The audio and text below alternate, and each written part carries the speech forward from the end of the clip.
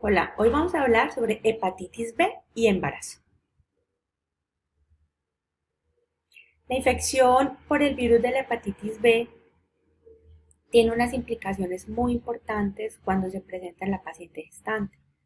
Vamos a hablar un poquito de ese virus. Es un virus ADN, hace parte de la familia Hepatnaviridae y está compuesto por una envoltura externa proteolipídica que genera una lesión o una inflamación celular al afectar el hígado.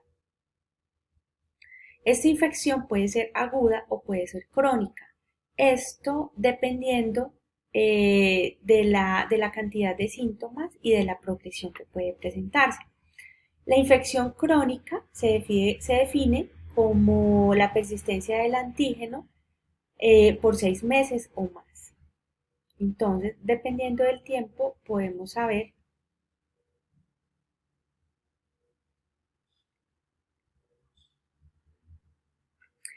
Vamos a hablar un poquito de la historia natural de la enfermedad. La hepatitis crónica o la hepatitis B crónica tiene 4 fases. Tenemos la primera, que es la fase de tolerancia inmunológica, la segunda, que es la fase de eliminación inmunológica, la tercera, portador inactivo, y la cuarta, que es la fase de reactivación. Entonces, dependiendo del tiempo, vamos a dividir también estas etapas. Acá vemos cómo son las características serológicas, la lesión a nivel de las transaminasas, vemos acá la viremia por ADN, la lesión y el estado de cronicidad. Vemos acá también la cantidad de años. Entonces, entre 0 y 1 año, vemos que hay presencia serológica, una viremia, más o menos de 10 a la 9, con una inflamación mínima y una fase que puede ser inmunotolerante. Ya pasando algunos años, vemos que se convierte en una hepatitis crónica activa, luego pasa a inflamación mínima y cirrosis y luego ya una cirrosis. Vamos a ver las pruebas serológicas. En las pruebas serológicas vemos que en el periodo de incubación tenemos el antígeno de hepatitis B.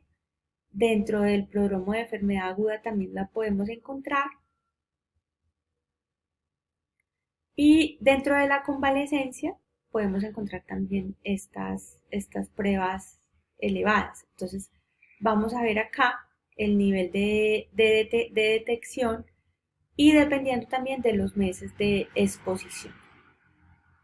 Entonces, vemos acá la presencia de los diferentes antígenos a nivel serológico.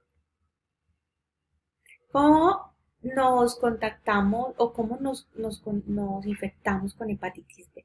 Entonces, dependiendo de las vías de transmisión, la más conocida, pues es la vía de transmisión sexual. Sin embargo, hay otro tipo de contacto o de lesión que son el uso de drogas parenterales, que si bien no es nuestra principal causa de infección, sí se encuentra en aumento. Y la otra, pues, es la transmisión fetal. Dentro de la parte epidemiológica, hay muchísimas personas ya infectadas por hepatitis B. Eh, Muchas son estimadas, pero no tienen un tratamiento adecuado. Teniendo en cuenta cifras del 2015, podemos hablar que hay aproximadamente 1.34 millones de muertes por hepatitis viral y de estas, el 96% de estas muertes son complicaciones principalmente por la enfermedad. Dentro de la lucha que tenemos nosotros contra la hepatitis, vemos que 84% de los niños que nacieron en el 2015 fueron vacunados contra la hepatitis B. En América Latina habitan más o menos o se encuentran más o menos entre 7 y 12 millones de personas con infección crónica, de los cuales estos pacientes llegan a morir hasta el 20%.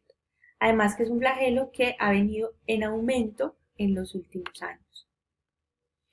Dentro de la presentación clínica vemos que encontramos un individuo que puede tener una infección aguda Después, posteriormente, llega a una infección crónica, la cual puede ser dividida entre leve, moderada y severa, y posteriormente nos va a llevar a cirrosis hepática. De esta puede virar a hacer descompensación, lesión, muerte o requerimiento de trasplante hepático o terminar en un hepatocarcinoma. ¿Qué es lo más complicado con esta infección, con hepatitis B? El 80% de los casos cursan de forma asintomática. Entonces, diferente a las otras entidades, que es donde podemos reconocer de alguna manera la infección, la hepatitis B puede pasar como inespecífica, pasar como síntomas gripales o algo muy, muy leve, con una posterior recuperación total.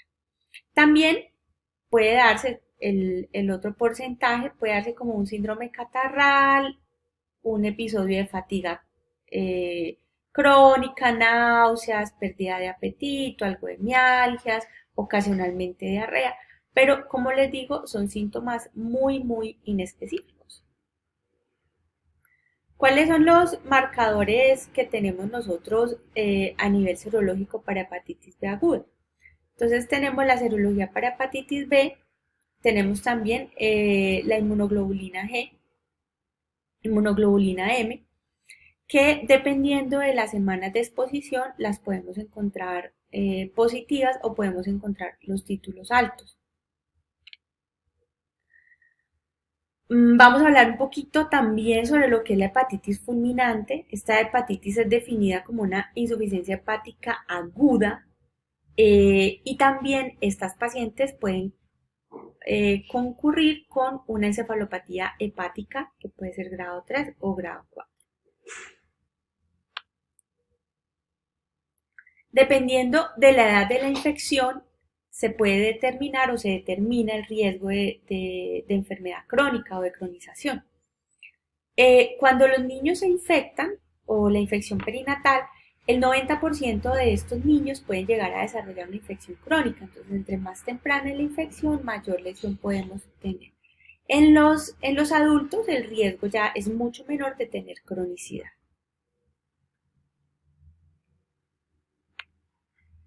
¿Cómo hacemos entonces el diagnóstico? Entonces se realiza principalmente por pruebas en sangre y porque no tenemos unas características clínicas específicas que nos digan definitivamente cómo podemos abordar o cómo que nos digan que el paciente esté cursando con esa enfermedad. ¿Cómo se interpretan? Entonces tenemos las pruebas serológicas, el anticore, y dependiendo de los títulos, como se presenten, podemos saber cómo está. Entonces, si tenemos un individuo que todas las pruebas son negativas, la interpretación es que es un individuo que puede ser susceptible a la infección y se debe vacunar. Cuando tenemos el antígeno para hepatitis B negativo y el anticore negativo, pero el anti-HBs es positivo, ¿qué podemos pensar? Que hay una inmunidad por vacunación. O sea que este puede estar, este es como veamos en la gráfica anterior, persiste elevado durante toda la vida. Cuando tenemos una prueba inicial serológica negativa, pero un anticore positivo, puede ser que el paciente tenga una inmunidad por una historia ya natural de infección por hepatitis B. Si tenemos la prueba serológica inicial con el anticore positivo, definitivamente es una infección aguda o crónica por hepatitis B. Ya el tiempo es el que nos va a decir si es aguda o crónica. Y las otras interpretaciones es cuando tenemos una prueba inicial negativa, pero la segunda es positiva y la tercera negativa. Entonces puede ser o una infección resuelta, o un falso positivo, o una infección hepatitis B crónica leve, y ya el paciente queda con esa infección, o una infección que ya se encuentra en estado de resolución. ¿Cómo hacemos entonces el tamizaje y la confirmación para saber si la paciente tiene hepatitis B? Entonces tenemos pruebas en el primer trimestre, que tenemos un tamizaje inicial, este nos puede, si el tamizaje es negativo, entonces si la paciente tiene factores de riesgo, se hace un tamizaje nuevamente a la semana 28. Si no es positivo, sigue el control durante el control prenatal y se continúa la valoración de la paciente por riesgo y vulnerabilidad. Si el tamizaje inicial es positivo, pensamos que la paciente tiene una infección por hepatitis B e hacemos remisión alto riesgo. Hacemos después la segunda prueba y dependiendo de los resultados podemos saber si es una infección crónica o una infección aguda. Y determinamos si tiene carga viral para poder identificar o tener mejores parámetros para valorar el riesgo de la transmisión materno-fetal.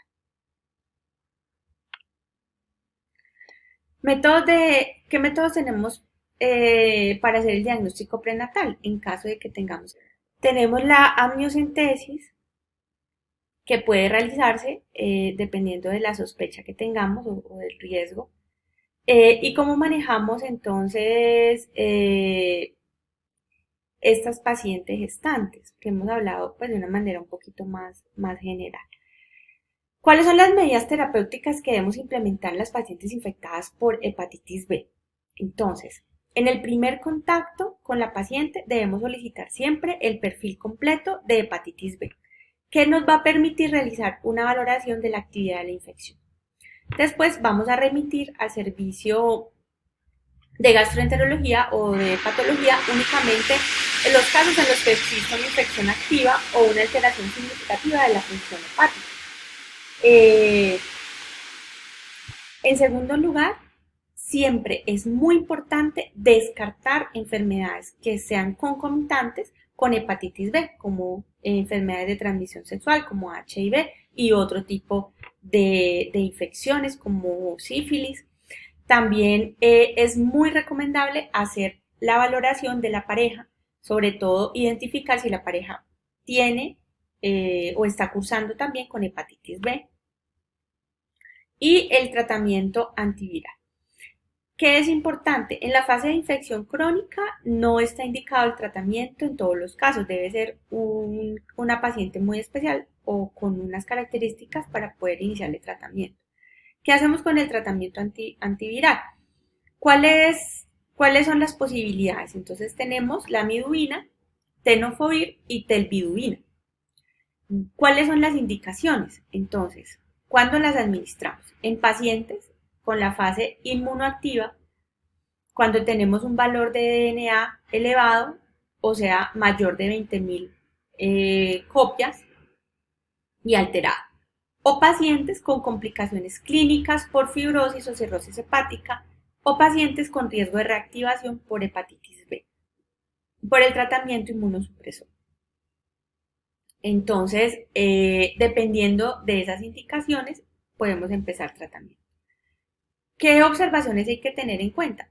Si la paciente ya venía con un tratamiento de hepatitis B, lo que se debe hacer es continuar el tratamiento durante la gestación. Dependiendo pues de los medicamentos que se estén administrando y tratar de administrar medicamentos seguros con el embarazo. ¿Cuál es el medicamento que mayor experiencia tiene en este tipo de pacientes? La lamivudina. Esta es la que mayor experiencia tiene durante la gestación. ¿Cuál es el problema? Que puede generar resistencia después de 6 meses de tratamiento y se puede reagudizar la infección, o sea, incrementarse las transaminasas después de que se suspende. El tenofovir y la telvidudina son categoría B, por lo cual se puede utilizar en el embarazo. Y algo bien interesante en aquellos pacientes que nos pueden hacer resistencia es que el tenofovir no ha demostrado resistencia o no se han descrito. Entonces es una buena posibilidad. La otra opción que tenemos para el manejo de estas pacientes es la inmunoglobulina, que puede ser específica contra hepatitis B. Cuando se aplica en el tercer trimestre y la indicación específica es tratar de prevenir la infección congénita, tratando de cubrir esos casos en los cuales la profilaxis podría fallar. La evidencia actual realmente no nos arroja unos resultados claros, puede utilizar, pero no hay una evidencia fuerte. No se recomienda si la única indicación es tratar de disminuir esa transmisión materno-fetal y puede usarse en indicación materna después de que se hace una amniocentesis, una cirugía fetal o algún otro procedimiento que lo requiera el paciente. ¿Cuál es el manejo vertical para tratar de evitar esa transmisión? Tenemos una que es la profilaxis pasiva-activa, administramos la inmunoglobulina específica, igualmente administramos la inyección de la primera dosis de la vacuna antes de las primeras 12 horas de vida. Posteriormente se procede a completar el resto de la dosis de acuerdo pues al calendario vacunal del recién nacido. Manejo del recién nacido de madre con diagnóstico de hepatitis B. El medicamento, pues damos inmunoglobulina específica, dosis de 100 unidades internacionales intramuscular y la única dosis antes de las 12 horas de vida. Y la vacuna, 10 microgramos intramuscular, primera dosis antes de las primeras 12 horas de vida. El tratamiento antiviral materno está indicado después de la semana 28, manteniéndose hasta los 4 meses postparto. El tratamiento antiviral no siempre está indicado. Debemos hacer una valoración riesgo-beneficio para ver si la paciente realmente la necesita. Y actualmente solo lo llegamos a considerar cuando la carga viral supera las 10 a las 7 unidades por milímetro o la paciente tiene antecedentes de gestaciones previas con niños con hepatitis DNA positiva. La vía del parto, lo primero es cuantificar la carga viral al ingreso. El beneficio de la cesárea no nos aporta disminución en la transmisión, el realizar una cesárea, y el tener hepatitis B no modifica la vía del parto. Entonces, la madre puede administrar lactancia materna, también es posible en pacientes con tratamientos antivirales, siempre y cuando pues tengamos pautas seguras. Y en el posparto hay un riesgo de un aumento de reactivación del virus de la hepatitis B debido pues a los diferentes cambios inmunológicos que se pueden presentar. Muchas gracias.